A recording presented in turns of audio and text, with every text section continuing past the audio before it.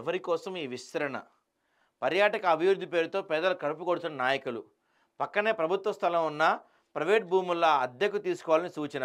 అడిగినంత ఇవ్వాల్సిందే అంటున్న భూ యాజమానులు. పంచాయతీ ఆదాయానికి భారీగా గండి. సింగూరు ప్రాజెక్టు వ్యాపారుల పరిస్థితి దయనీయం.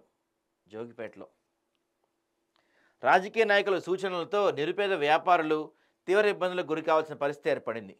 సింగూరు ప్రాజెక్టును పర్యాటక కేంద్రంగా అభివృద్ధి చేయడం కోసం అవసరమైన ప్రతిపాదనలు సిద్ధం చేయడంతో పాటు ప్రాజెక్టు వద్దన్న చిరు వ్యాపార దుకాణాలు తొలగించాలని మంత్రి అధికారులను ఆదేశించారు.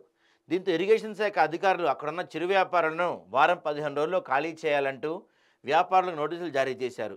దీంతో తమకు ప్రత్యామ్నాయ మార్గం చూపాలని మంత్రి దామోదరన్ వ్యాపారులు కోరగా, రోడ్డు పక్కనే ఉన్న వ్యవసాయ భూములకు సంబంధించి పట్టదారులతో మాట్లాడి దుకాణాలు పెట్టి ఇచ్చేందుకు ఒప్పిస్తామంటేనే హామీ ఇచ్చారు. అసలు తిరగాస్త ఇక్కడే ఉందన్న విషయం నిరుపేద వ్యాపారులు గుర్తించలేకపోయారు. కాలు స్థలానికి అడ్వాన్స్గా 50,000 రూపాయలతో పాటు నెల అద్దె ఒక షాప్కు 5,000 చొప్పున చెల్లించాలంటూ భూ యజమానులు సూచించారు. చేసేదేమీ లేక జీవనోపాధి కోసం ఒప్పందం చేసుకొని లక్షలు ఖర్చు చేసి తమ వ్యాపారాలు కొనసాగించేందుకు మట్టి సెట్లను ఏర్పాటు చేసుకున్నారు. ప్రాజెక్టు సమీపంలో ఉన్న పట్టభూమి పక్కనే కుడివైపున బీరప్పగుండి నుంచి సింగూరు ప్రాజెక్టు ఎక్కే వరకు ఖాళీగా ఉన్న ఇరిగేషన్ భూమిలో వ్యాపారం నిర్వహించుకునేందుకు అవకాశం ఉన్న రాజకీయ నాయకులు జోక్యంతో ప్రభుత్వ భూములు కాకుండా ప్రైవేట్ భూముల్లో వ్యాపారం పెట్టడం వల్ల నిరుపేదలు తీవ్రంగా నష్టపోయే అవకాశం ఉంది. సింగూరు గ్రామం ప్రాజెక్టు వరకు డబుల్ రోడ్ నిర్మాణం చేసి రోడ్డుకు కుడివైపున 300 మీటర్ల వరకు ఖాళీ స్థలం మిగులుతుంది. కానీ అటువైపు వ్యాపారం నిర్వహించుకునేందుకు అధికారులు రాజకీయ నాయకులు సూచించకపోవడంతో పంచాయతీ ఇరిగేషన్ శాఖ వచ్చే ఆదాయానికి గండిపట్టడంతో చిరు వ్యాపారులు భారీగా నష్టపోయే అవకాశం ఉంది.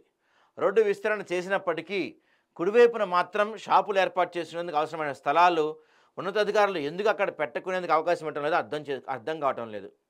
అధికార పార్టీకి చెందిన నాయకుల భూములు అక్కడే ఉండటం వల్ల చిరు వ్యాపారులు ఆ పట్టా భూమిలో షాపులు ఏర్పాటు చేసుకునేందుకు మాత్రం ఒప్పందం చేసుకొని మాత్రమే అనుమతులు ఇచ్చారనే విమర్శలు వస్తున్నాయి. అధికారులకు, ప్రజాప్రతినిధులకు పేదల పట్ల ఏమాత్రం చిత్తశుద్ధి ఉన్నా ప్రాజెక్టుకు కుడివైపున ఖాళీ స్థలాల్లో షాపులు పెట్టుకునేందుకు అవకాశం ఇవ్వాల్సిన అవసరం ఎంతైనా ఉంది. పాపం వీళ్ళు చక్కగా ఓ దగ్గర పెట్టుకుంటే వీళ్ళు వచ్చి ఆ భూమిని ఖాళీ చేయించి వేరే భూమిలో మేము పెట్టిస్తామని హామీ ఇచ్చి ఇప్పుడు దానికి డబ్బులు ఇవ్వమంటున్నారు. పేదలంటే ఎవరికైనా కామెడీయేగా మరి.